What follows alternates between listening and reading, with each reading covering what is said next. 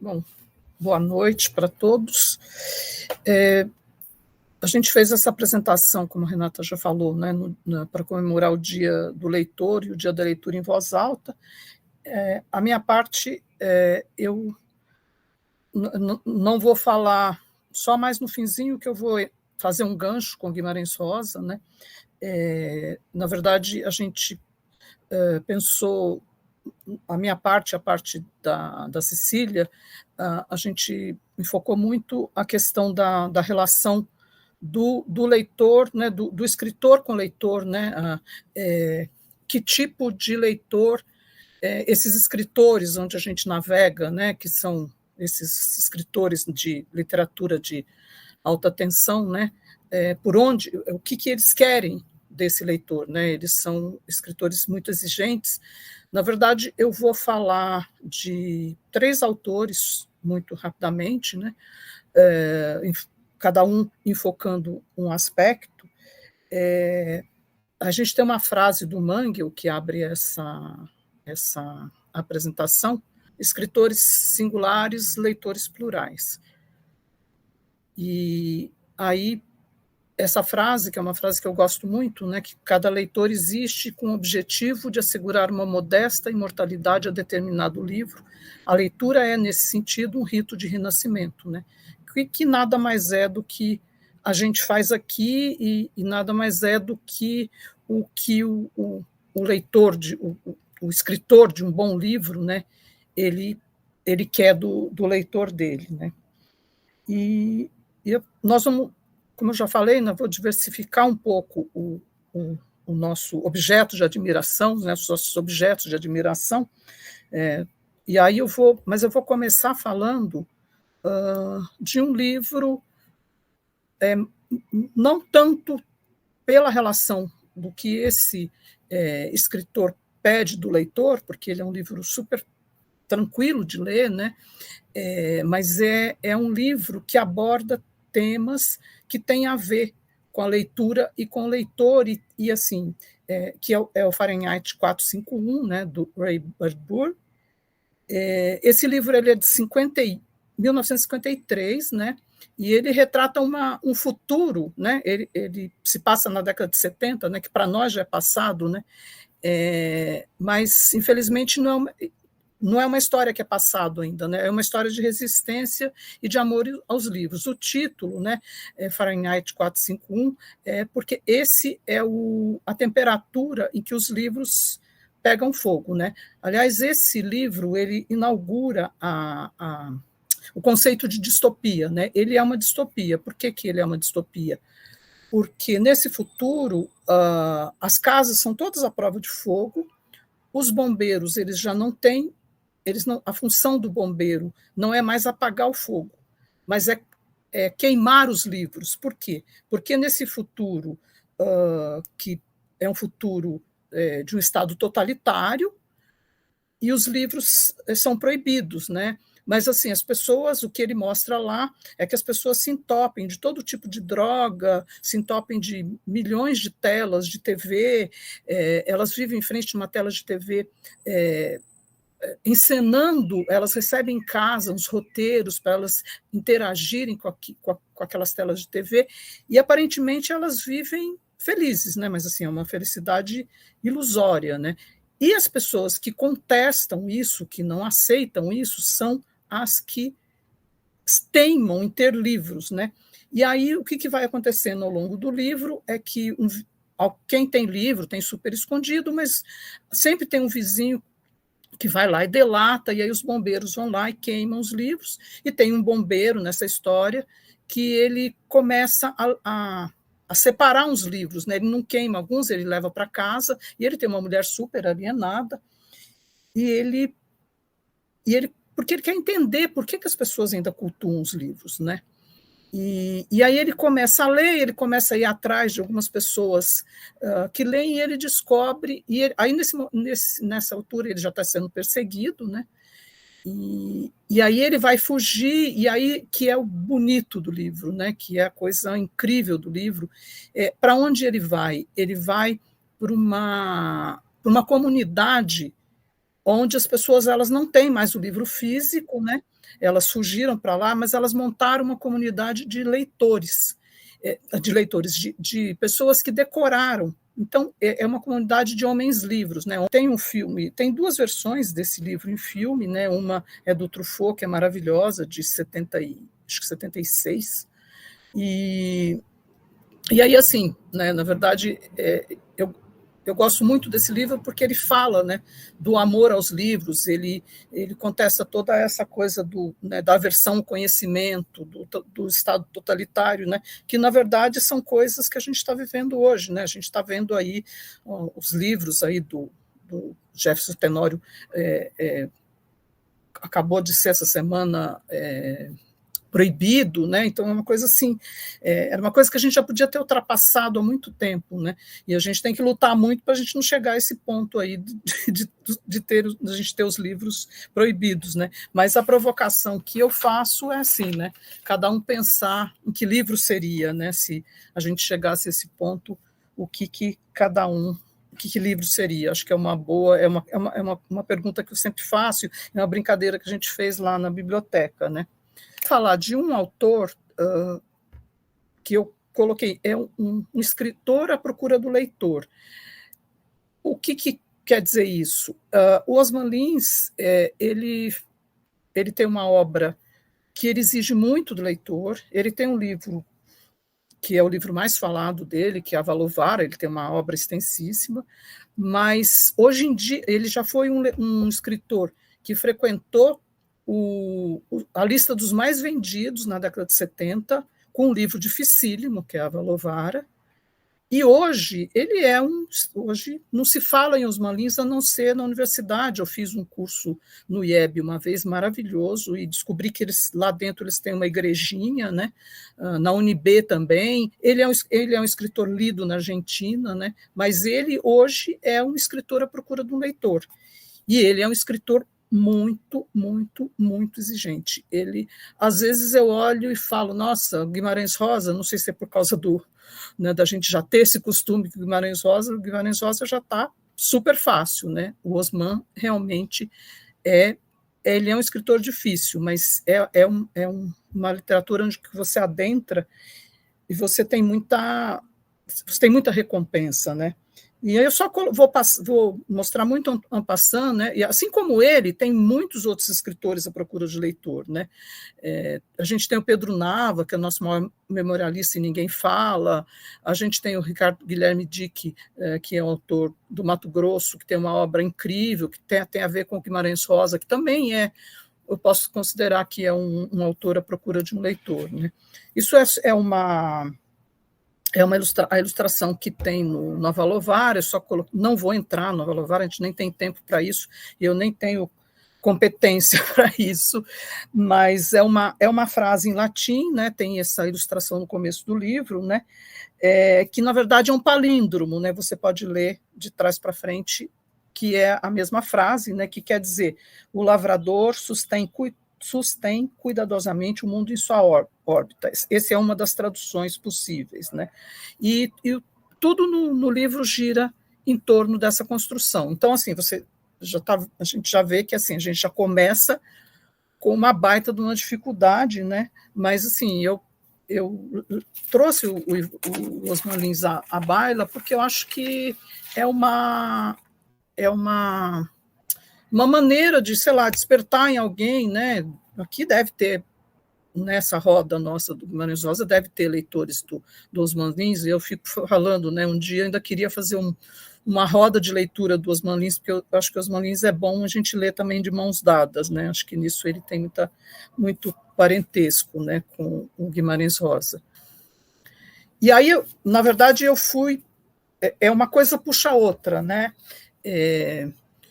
Agora eu vou entrar no Cortázar, né, que é a minha, não é a segunda, né, eu tenho o Cortázar no mesmo altar literário que eu tenho o Rosa. Para mim ele também é um oráculo, né, mas o Lins puxa, né, porque o Cortázar, ele admirava o Osman Lins e ele dizia, né, que A Valovara é o livro que ele gostaria de ter escrito, né?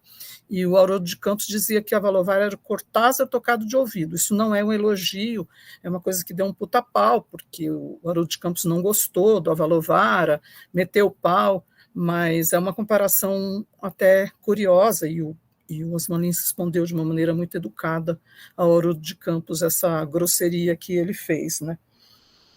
E o Cortázar, ele nasceu em 14, né, 1914, ele é quase contemporâneo do Rosa, né, que é de 1908, e o Cortázar, ele não é um escritor à procura de um leitor, né?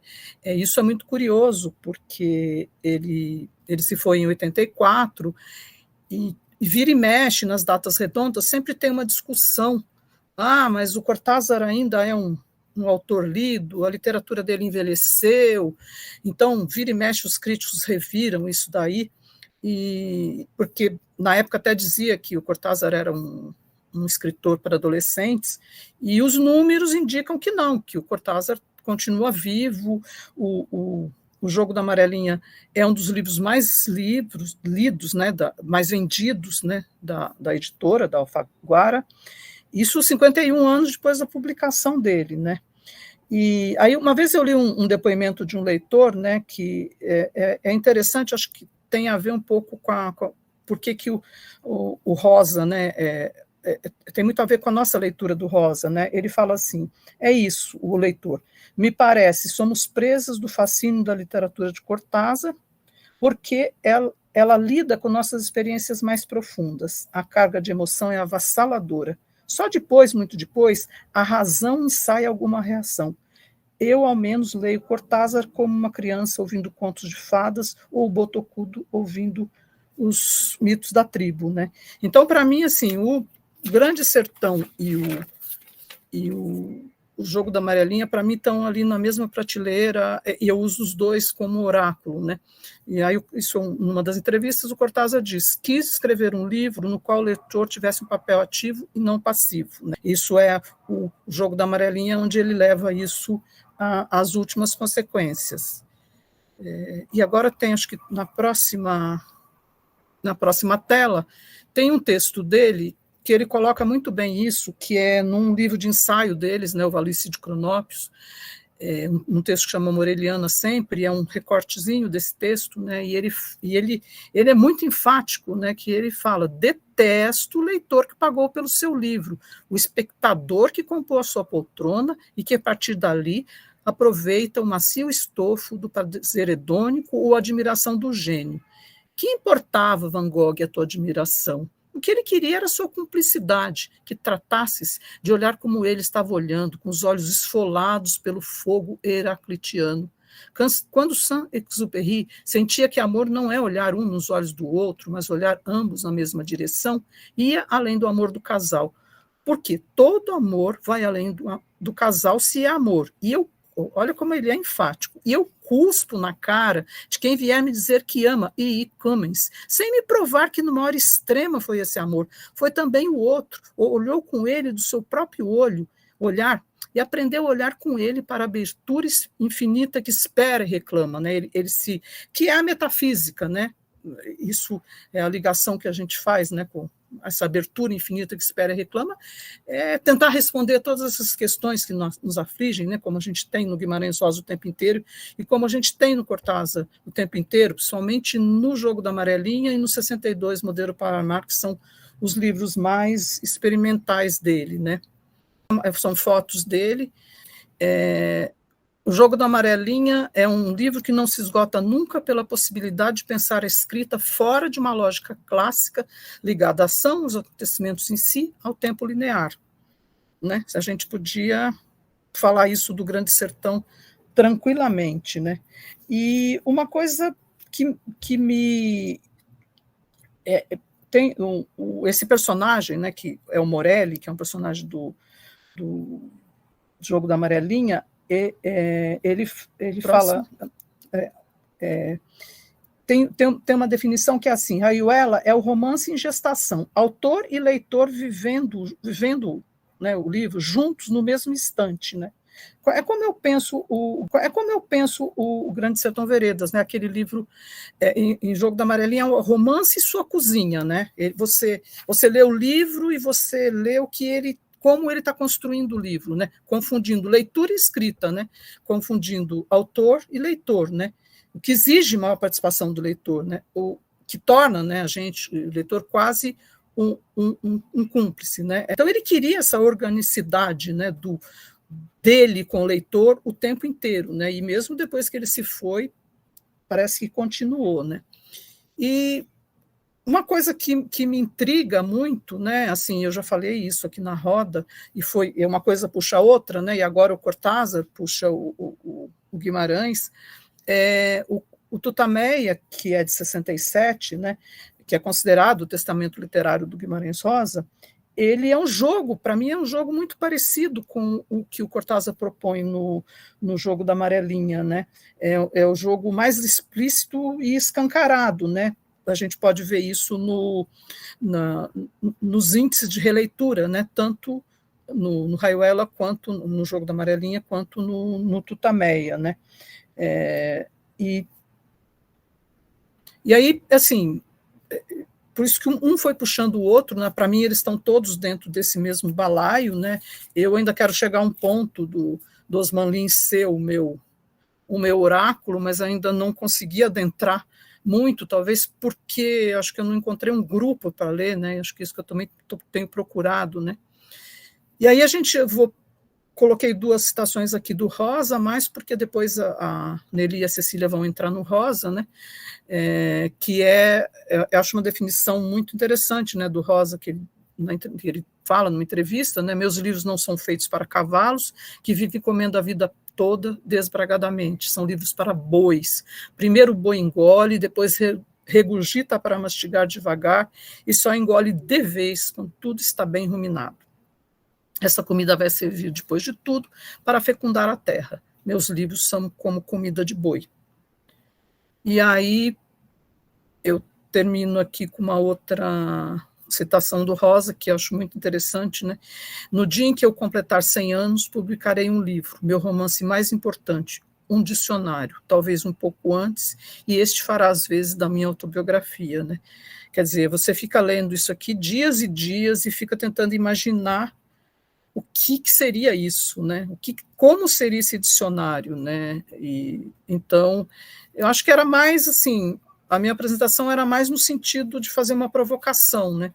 Com esses autores que movem tanto a gente, que tiram a gente desse lugar de conforto, né? E faz a gente estar sempre procurando cada vez o mais fundo da leitura, né? Então é isso. Obrigada aí por prestigiar a nossa apresentação. Eu sugeri, né, para a gente fazer, porque ficou muito legal, eu acho, esse trabalho da Reca, da Nelly, a gente falando de leitura, dia do leitor e dia da leitura em voz alta, que é tudo que nós somos, não é mesmo? Bem, a minha se chama O Senhor Leitor, né? Na verdade, eu proponho mais uma viagem no tempo para colocar uma questão que é anterior à leitura como a gente conhece na civilização atual, no mundo atual. Porque o leitor de texto é algo recente. O Brasil, como muitos países, a alfabetização em massa se deu há menos de 100 anos, durante o século XX. E, mesmo assim, tem gente que não domina a escrita, que é considerado analfabeto funcional, e mais gente ainda que tem aquela deficiência do que hoje se chama letramento literário, que não tem a capacidade de ler, sentir, compreender um texto literário. O Futuro é Ancestral é o título de um livro do líder indígena Ailton Krenak, e eu gostaria, então, de trilhar com vocês um retorno a essa ancestralidade, porque, do ponto de vista dos colonizadores, do eurocentrismo, as culturas ágrafas, ou seja, aquelas que não dispõem de registro grafado da sua história, dos seus mitos, eles eram consideradas primitivas e inferiores, né? E esse estereótipo que vem do pensamento europeu ocidental, estabeleceu uma hierarquia entre os agrupamentos humanos e um discurso que a gente acaba internalizando, né? Todos que passaram pela escola formal foram convencidos dessa hierarquia, né? A gente naturalizou essa distorção, né? As culturas ágrafas são inferiores, né? A gente aprendeu que ser alfabetizado é ser civilizado, o contrário disso é barbárie, é a ignorância, né, o desconhecimento. E isso era uma convicção, né, corrente. Né? Hoje, o Krenak é considerado um escritor de sucesso. Né? E ele aprendeu a ler, sabe que idade ele tinha? Ele estava com 18 anos. E os seus livros não foram escritos. Eles são transcrições da fala dele, dessas palestras maravilhosas que ele dá, as apresentações que ele vem fazendo ao longo dos anos. Né? É um homem brilhante, coerente, tem uma capacidade crítica, uma visão holística surpreendentes. Ele desconstrói o discurso eurocêntrico, né, que se tornou, entre aspas, universal. Né? Ele traz, por exemplo, o conceito de pluriverso, não de universo, pluriverso, né? Devido à multiplicidade de culturas, né, de etnias, de línguas, de tudo. Tudo é muito plural, muito, né, múltiplo. Então, as ideias dele vão criando fissuras dessas concepções instituídas que nós internalizamos e naturalizamos. Então, a resistência das culturas tradicionais e o contraste que elas vão provocando, né, vão deslocando essa perspectiva que foi naturalizada, de que ser alfabetizado, né, as culturas ágrafas são superiores, ser alfabetizado é ser superior ao analfabeto. Né? Bem, nós, brasileiros, somos resultado de uma mistura de etnias, né? Indígenas, africanas, europeias, mais recentemente orientais, né? Mas, na verdade, no sistema da colonização, o que prevalece é a cultura do colonizador, é o português. E a imposição do idioma é uma forma de dominação muito poderosa. Né? Você impor que se fale aquele idioma é você realmente tirar a identidade maior. Imaginem se alguém chegasse aqui e falasse, agora tem que falar só alemão, entendeu? Eu penso, por exemplo, no meu pai. Meu pai se alfabetizou, cresceu na colônia alemã, falava alemão até os 8 anos de idade. Quando estourou a guerra, começou a haver uma proibição de se falar alemão. Né? Era obrigado a falar português. Bem, então, o idioma é uma ferramenta muito forte, uma arma muito forte de dominação. Mas, por outro lado, a gente sabe como o Riobaldo, tudo é e não é. Então, é também por meio da língua que se constitui a resistência e a mudança. Então, a gente pode ver mesmo essa ascensão da literatura indígena a partir dos anos 1990, ela vem na língua portuguesa, né? Mas ela vem balançar toda esses paradigmas. Bem, vamos seguir, então, com esse aspecto da oralidade que eu trouxe com o Krenak, e que inclui uma grande parcela de comunidades do planeta aí que não adotaram a grafia, o registro escrito, né? Então, a nossa ancestralidade tem essa vertente dos povos originários, os indígenas, e tem também muito das etnias africanas que vieram para cá com os escravizados. Bem, a África em si já é um pluriverso, né, de culturas, línguas, mitologias, religiões. Então, a gente tem que ter muito cuidado para não generalizar. Né? A gente fala da África como se fosse uma coisa só. Né? É um continente com uma multiplicidade inimaginável de idiomas, culturas, histórias e etc. Em várias etnias da África, a cultura oral é fundamental. A gente hoje já valoriza isso, né? Essa cultura oral. E essa figura do griot exerce uma função muito relevante. Por quê? aspas, ele é o indivíduo que tem por vocação preservar e transmitir as histórias, conhecimentos, canções e mitos do seu povo. Existem griots músicos e griots contadores de histórias. Eles ensinam a arte, o conhecimento de plantas, tradições, histórias e aconselhavam membros das famílias reais. Então, vejam a importância da cultura de tradição oral e dessa figura que é o griot. Então, vocês estão vendo uma ilustração do século XIX de um griot e uma foto desse mestre griot Amadou Hampâté Bâ, não sei falar. Ele é natural do Mali e ele viveu ao longo do século XX, entre 1901 e 1991. E, apesar de ser um mestre griot, que é da tradição oral, ele registrou por escrito a sua história, o seu conhecimento, o conhecimento dele enquanto griot. E é dele essa frase que eu já vi em algum lugar. Na África, cada ancião que morre é uma biblioteca que se queima. Então,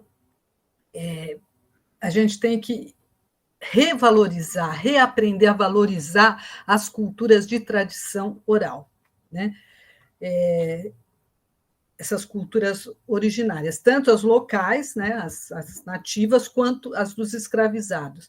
E são culturas extremamente complexas, sofisticadas, né? Não é porque não são ágrafas, né? Não tem o registro gráfico, que não são culturas extremamente complexas e sofisticadas. Bem, como contraponto, eu trago uma colocação de um autor contemporâneo, que nós todos gostamos, né? Também da África, né?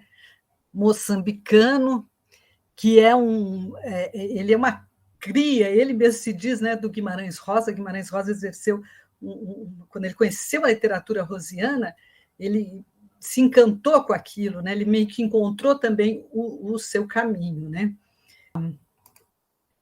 Essa fala, né, do Mia Couto, eu acho que a gente já até andou colocando ela nos nossos grupos. Ele fala o seguinte: sou biólogo e viajo muito pela savana do meu país. Nessas regiões encontro pessoas que não sabem ler livros, mas que sabem ler o seu mundo. Nesse universo de outros saberes, sou eu o analfabeto. Não sei ler sinais da terra, das árvores e dos bichos. Não sei ler nuvens, nem o prenúncio das chuvas. Não sei falar com os mortos. Perdi o contato com os antepassados que nos concedem o sentido de eternidade. Nessas visitas que faço à savana, vou aprendendo sensibilidades que me ajudam a sair de mim e afastar-me das minhas certezas. Nesse território, eu não tenho apenas sonhos, eu sou sonhável. Então, eu acho muito bonito isso dele falar das pessoas que sabem ler a natureza, de quanto somos ignorantes, como somos analfabetos em outras circunstâncias, né? Bem, então a gente já falou um pouquinho da ancestralidade indígena africana. Com o Mia Couto, a gente apresenta esse contraste, né, entre as noções da cultura ágrafa e a tradição oral. E aí eu aproveito para fazer uma ponte com o antepassado português, o colonizador europeu, que trouxe essa tradição que ficou hegemônica, né, na educação de muitas gerações, que é a tradição greco-latina, né? Nós vimos que o letramento, a alfabetização são fenômenos recentes e a popularização dos livros só ocorreu na modernidade, ou seja, a partir da prensa de Gutenberg, no século XV, né? Que é uma invenção contemporânea às grandes navegações, à invasão das Américas, enfim.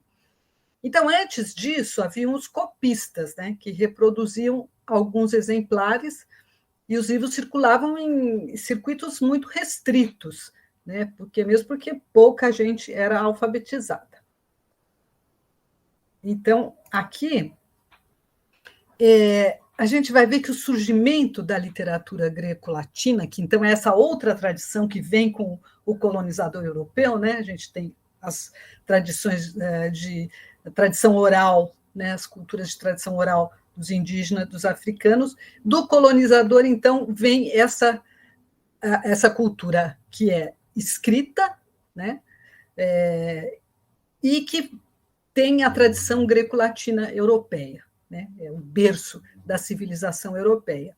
Então, o surgimento dessa literatura greco-latina remonta ao século VIII a.C., né? As narrativas que são consideradas fundadoras da tradição literária ocidental são a Ilíada e a Odisseia, que são poemas épicos atribuídos a Homero, né? Que muito provavelmente compilou narrativas da tradição oral, né? Que eram contadas e cantadas pelos aedos, e talvez ele próprio tenha sido um aedo, né? Posteriormente, então, vão surgir os registros escritos desses poemas épicos, né? E os rapsodos, então, passam a recitá-los. Então, o aedo tocava uma cítara, o rapsodo utilizava um bastão para dar o ritmo, né? Então, depois, na apresentação da Nelly, isso vai dar um paralelo legal, vai conversar. E são instrumentos importantes para marcar o ritmo, a sonoridade da poesia, né? É uma poesia de tradição oral também, que vai envolver o som, a voz, a fala, a escuta, né? Tudo isso que tem a ver com a nossa leitura em voz alta, né? Bem, então, as histórias e as histórias, né, eram contadas e passavam de geração a geração por intermédio dos aedos e rapsodo, que uma tradição que, na Idade Média, então, vão ter os bardos, os menestréis, os trovadores também, né? Bom, nós demos uma volta aí, né? Fomos longe no tempo e no espaço, e por que falar tudo isso, né? Quando a gente está querendo tratar de leitor e da leitura em voz alta, né? Então, eu acho que eu vou tentar amarrar tudo isso e espero que faça sentido para vocês. Primeiro, ouvir ou ler histórias é uma necessidade humana desde sempre em toda parte, né? Em cada época, cada lugar, o ser humano achou uma forma, né? Um meio de se expressar por narrativas, né? Fossem mitológicas, ficcionais, fatos da realidade, enfim. Então, esse tipo de comunicação que não é utilitária, que envolve a imaginação, é essencial, faz parte da natureza humana. O Antônio Cândido tem um texto maravilhoso que chama O Direito à Literatura. A literatura é gênero de primeira necessidade. O ser humano tem essa necessidade da imaginação, né? Bom, na nossa cultura, o texto literário é uma das formas em que se dá essa troca. O escritor tem algo para narrar, o leitor se abre, então, para a voz do escritor. Mas o romance tradicional impunha um distanciamento, uma separação, né? Um senso de realidade. O leitor ele podia se identificar com os personagens, ele se emocionava com o enredo, ele visualizava as descrições da natureza, mas ele estava fora, né, da história, né? Ele estava... Eram dois elementos separados. Bem, mas aí alguns autores mais ousados passaram a convocar o leitor, né, como a Regina colocou muito bem, a trazer para dentro da narrativa, né? E aí eu vou citar dois brasileiros que fazem isso de maneira incrível, né? E são considerados os maiores escritores brasileiros. Então, o mais antigo deles, e que continua muito atual, é que o slide 38 é o nosso querido Machado de Assis, né? Em Memórias Póstumas de Brás Cubas, o Machado abre o livro já com uma advertência intitulada Ao Leitor. E aí ele explica que o livro, narrado em primeira pessoa, foi escrito por um defunto, aspas, com a pena da galhofa e a tinta da melancolia. Ele coloca isso nessa advertência ao leitor. E que esse livro pode não agradar a leitores graves nem aos frívolos, né? Ele usa esses dois adjetivos, né? E prevê que ele não vai ter nem 10, talvez nem 5 leitores. É muito irônico, né? Essa abertura do... Aliás, o livro todo, né? Sarcástico, Memórias Póstumas de Brás Cubas. Eu selecionei um trechinho do livro em que o autor ele se dirige diretamente ao leitor, lembrando, né, lógico, vocês têm que ter sempre em mente que é muita ironia, muito sarcasmo, uma crítica à burguesia, né? O livro foi lançado em 1881 e marca, então, o início do movimento realista na literatura brasileira. O senão do livro é um capítulozinho pequeno. Começo a arrepender-me deste livro. Não que ele me canse, eu não tenho o que fazer. E realmente, expedir alguns magros capítulos para esse mundo sempre é tarefa que distrai um pouco da eternidade. Mas o livro é enfadonho, cheira a sepulcro, traz certa contração cadavérica, vício grave, e, aliás, ínfimo, porque o maior defeito deste livro és tu, leitor. Tu tens pressa de envelhecer e o livro anda devagar. Tu amas a narração direta e nutrida, o estilo regular e fluente, e este livro e o meu estilo são como os ébrios, guinam à direita e à esquerda, andam e param, resmungam, urram, gargalham, ameaçam o céu, escorregam e caem. Então, é muito interessante como ele chama o leitor e ainda dá-lhe um pito, né? Porque o leitor, o leitor quer alguma coisa muito mais fácil, muito mais reta e direta, né? Bom, o Machado de Assis, então, tem uma vasta obra literária, né? E ele usa esse recurso da interlocução com o leitor várias vezes, né? Inclusive com a função de conectar um enredo com a realidade, ou mesmo de quebrar, né, o ambiente ficcional, enfim, ele usa isso com muita maestria, né? Mas o Machado, ele privilegia a escrita, né, a linguagem, a norma culta, né? Embora ele faça esse diálogo com o leitor, a leitura da obra dele permanece silenciosa, subjetiva, né? A sua voz está ali nas palavras escritas, né?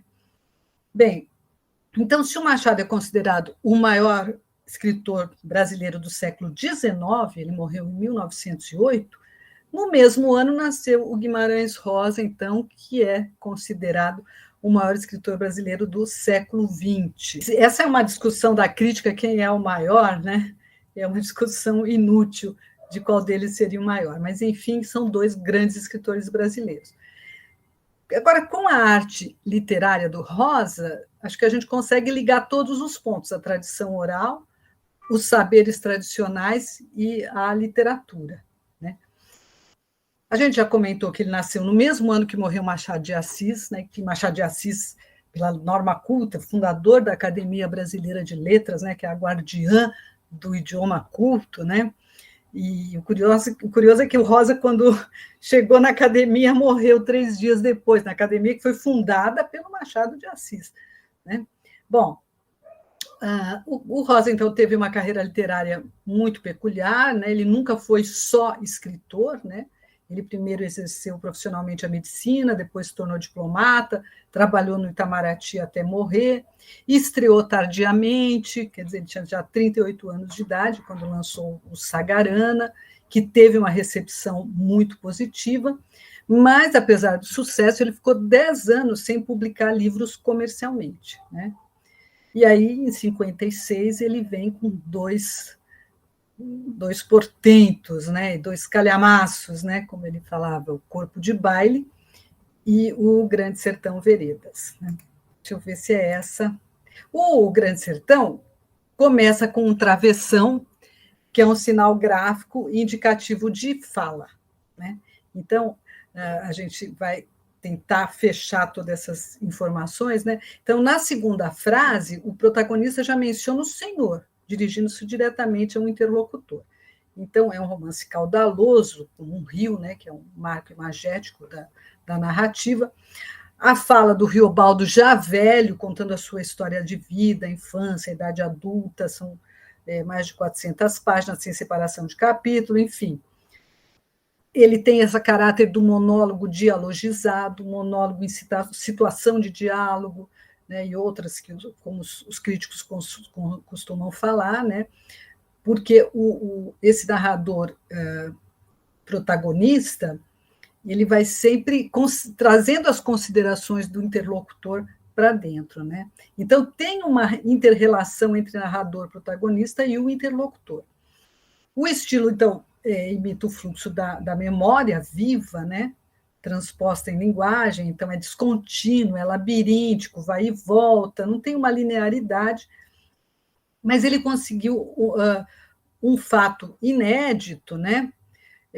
Que ele não caiu, ele usa essa linguagem do sertanejo sem cair no pitoresco, no estereótipo, né? Mesmo nessa coisa da memória, ele consegue trabalhar essa linguagem de forma que não fica forçado, né? Ele cria neologismos, né? E dá um status de poesia, tudo que se relaciona com a prosódia e o linguajar sertanejo, né?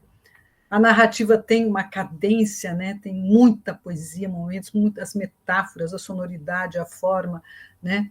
E, então, o Riobaldo ele requer som, né? E a leitura em voz alta vai amplificar essa prosa poética, melódica e rítmica, né? E isso nos remete, então, aos aedos, aos rapisodos da antiguidade, aos bardos, aos menestrais medievais, né? Bem, eu acabei de ler a tese da Ana Luísa Martins Costa, e é impressionante quando ela faz esse paralelo com os gregos mesmo, com a Ilíada e a Odisseia, né? Como ela percebe vários recursos do discurso que o Rosa utiliza para dar esse caráter de oralidade, né? Bom, tem ainda o aspecto que envolve o conteúdo do romance, né, que é essa inversão das posições sociais. O doutor da cidade é silenciado, ele só vai ouvir a voz do sertanejo, a história do sertanejo, né? E a construção desse personagem e da trama, que é extraordinária, porque esse personagem ele é composto, ele transita por todas as camadas da sociedade, né? Do pobre menino agregado que não conhece o pai, né?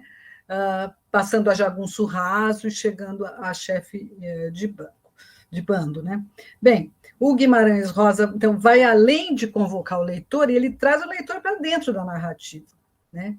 Esse estilo dele, que é inimitável, esse recurso do monólogo dialogizado, ele nos coloca diante de Riobaldo, né? E do seu discurso. Então, o interlocutor de Riobaldo é o doutor da cidade, mas também pode ser o alter ego do autor, né?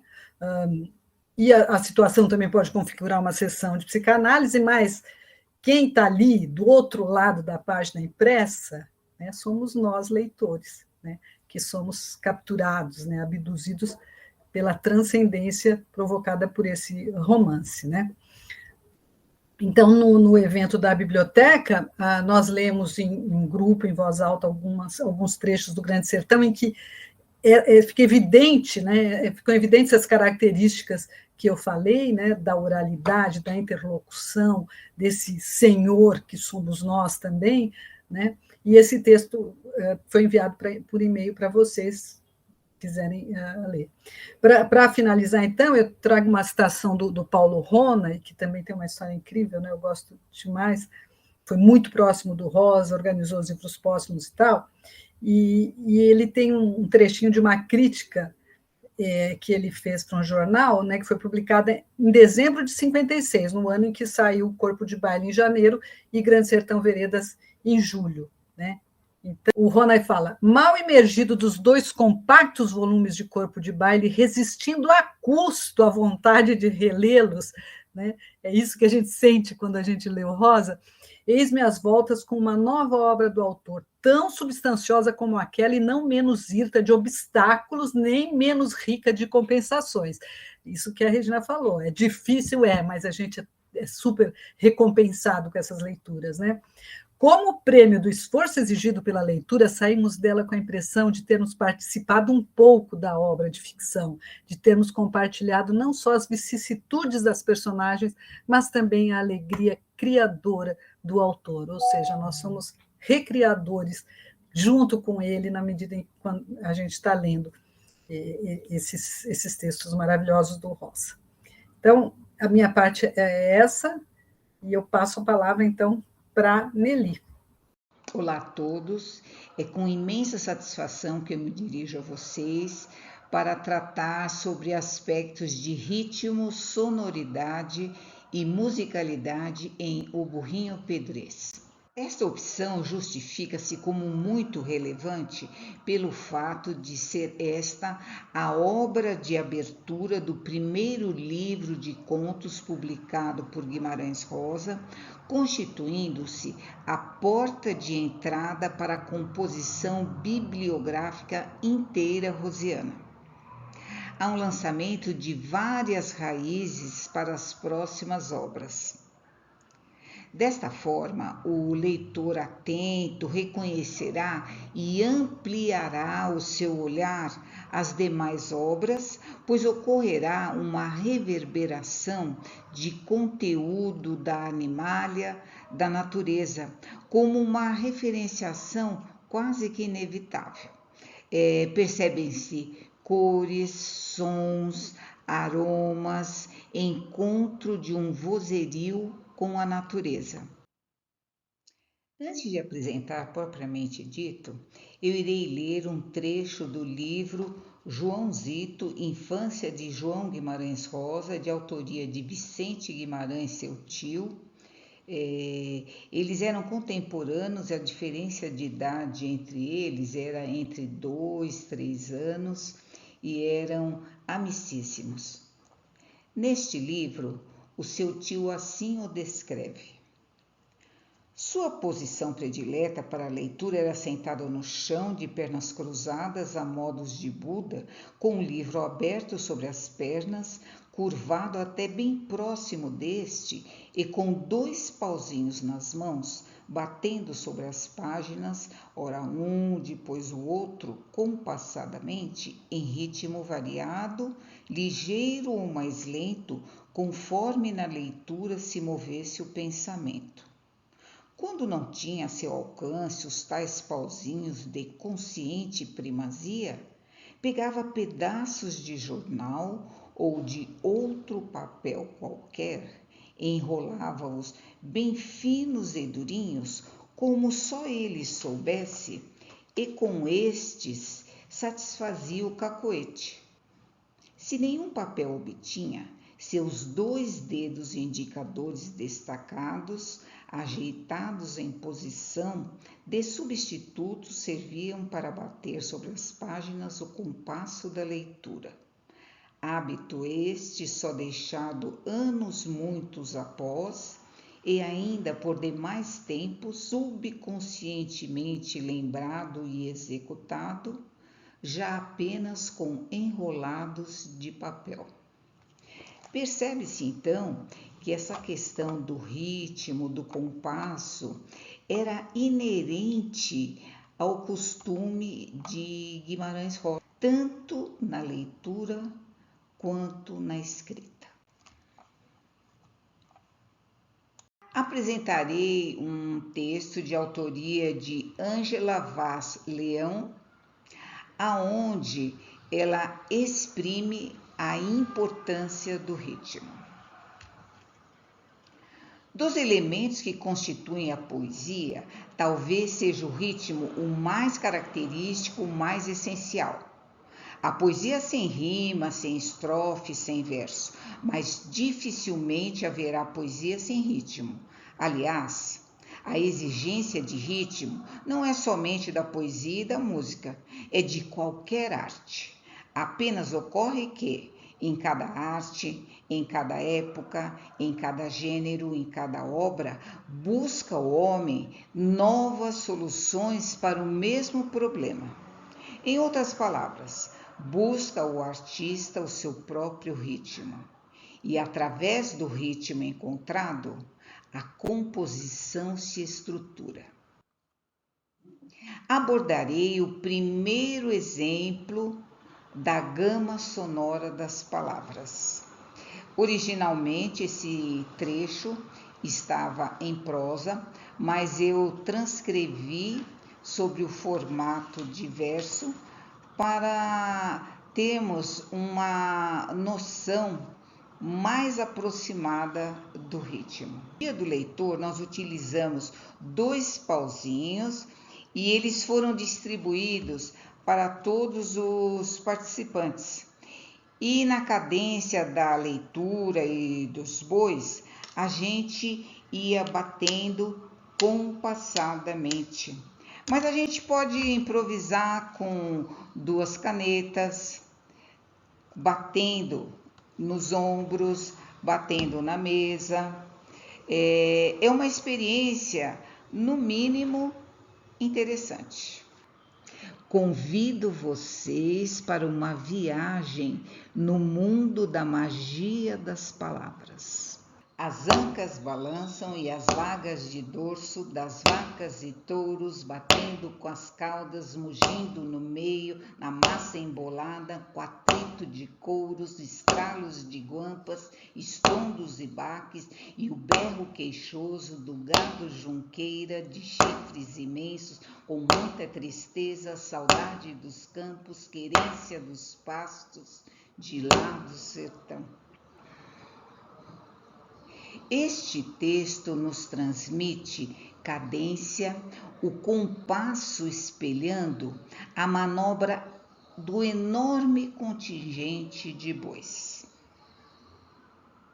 Percebe-se que a saudade é dos campos, mas a querência é dos pastos de lá do sertão. No dizer de Wilton Cardoso, é preciso ganhar tempo e ensaiar um ritmo de galope, que o caminho é longo. A boiada busca o ritmo da marcha estradeira, o passo é o mesmo.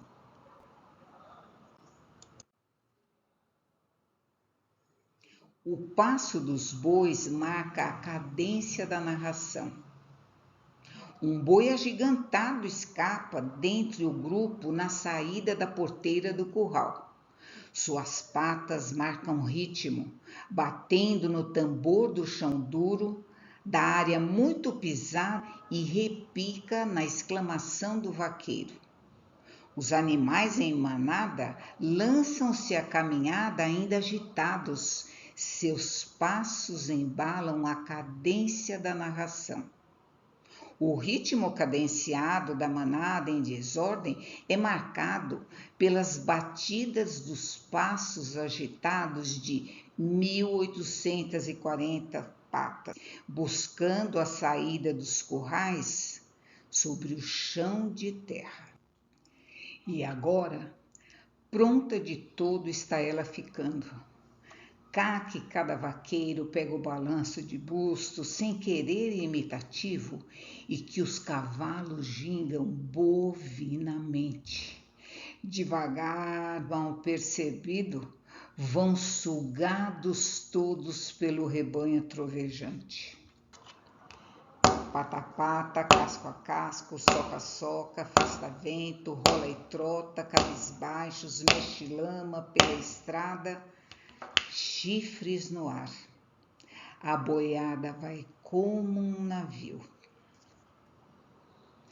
Percebam a preciosidade de detalhes destas ilustrações de Poti Lazarotto em diferentes edições de Sagarana, que dão a exata noção que a boiada vai como um navio.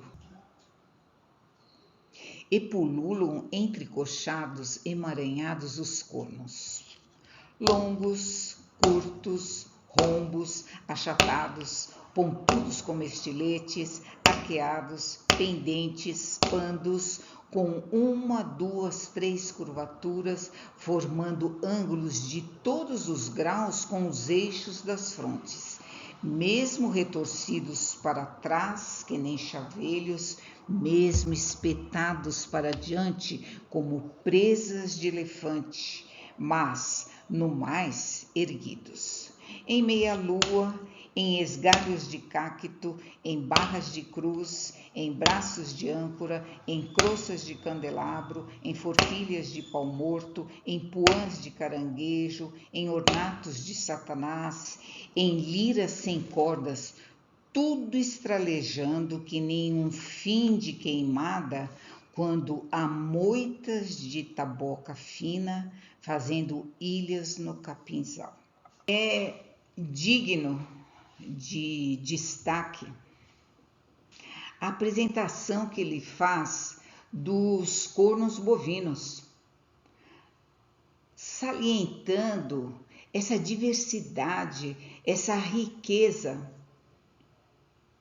Longos, curtos, pontudos, achatados, retorcidos para trás, espetados para diante, representando o passado, o futuro, barras de cruz, ornatos de Satanás, Deus, diabo, esgalhos de cacto, croças de candelabro, o rústico e o requintado.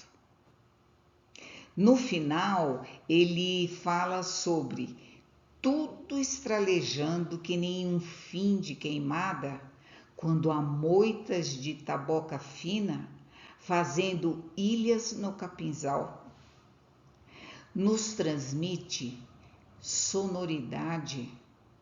Eu, por exemplo, sinto aquele cheirinho da cinza, do capim, uma coisa muito sensorial, muito peculiar, muito maravilhosa.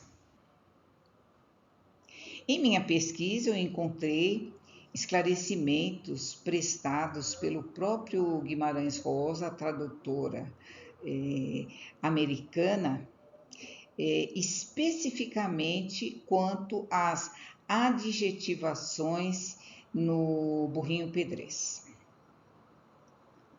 Esses adjetivos referentes a formas ou cores dos bovinos são no texto original quantificativos rebuscados, que o leitor não conhece, não sabe o que significam. Servem no texto só como substância plástica, para enfileirados darem ideia obrigatoriamente do ritmo sonoro de uma boiada em marcha.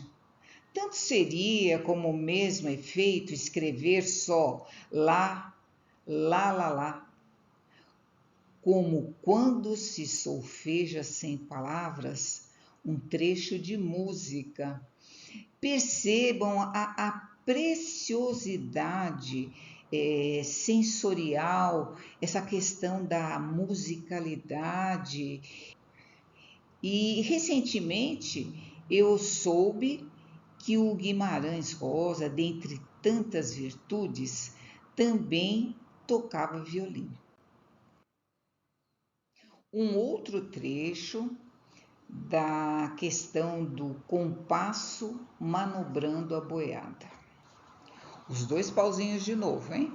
Boi bem bravo, bate baixo, bota baba, boi berrando, dança doido, dá de duro, dá de dentro, dá direito, vai, vem, volta, vem na vara, vai, não volta, vai varando. A sensação que se dá é como se nós estivéssemos sacolejando junto com os bois. Há também a presença de aliterações com o B, o D e o V. Tudo isso dando a ideia da dimensão e exaltação da paisagem da boiada. Irei abordar um outro trecho do burrinho pedrez, onde é descrita uma verdadeira procissão de bois, só que eles são adornados pela riqueza vocabular rosiana. As suas tonalidades brilham e comprimiam-se os flancos dos mestiços de todas as meias raças plebeias dos Campos Gerais do Urucuia, dos tombadores do Rio Verde, das reservas baianas, das pradarias de Goiás, das estepes do Jequitinhonha, dos pastos soltos do sertão sem fim, sós e seus de pelagem, com as cores mais achadas e impossíveis. pretos, fuscos, retintos, gateados, baios, vermelhos, rosilhos, barrosos, alaranjados, castanhos, tirando arrubos, pitangas com longes pretos, betados, listados, versicolores, turinos, marchetados com polinésias bizarras, tartarugas variegados, araçás estranhos, com estrias concêntricas no pelame, curvas e zebruras, pardos sujas em fundo verdacento, como cortes de ágata acebolada, grandes nós de madeira lavrada, ou faces talhadas em granito impuro. Eu termino esta apresentação, dado o adiantado da hora, com este slide, cujo conteúdo eu fui coletando de forma aleatória à medida com que eu ia lendo o Burrinho Pedrez. Agradeço imensamente a audição de vocês. Obrigada, um beijo.